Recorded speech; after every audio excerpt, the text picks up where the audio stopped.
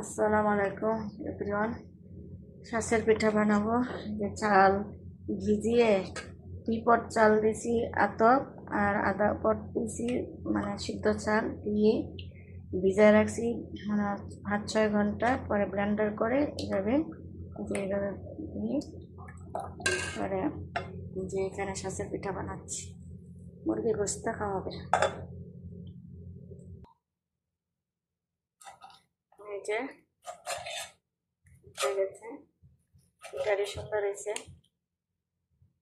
যে পিঠা বানানো শেষ, মুরগির গোস্ত দেখাবো।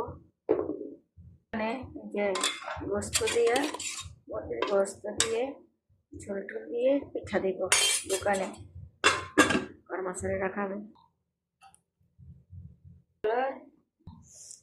মসমসে হয়েছে, আমার খুব ভালো লাগে।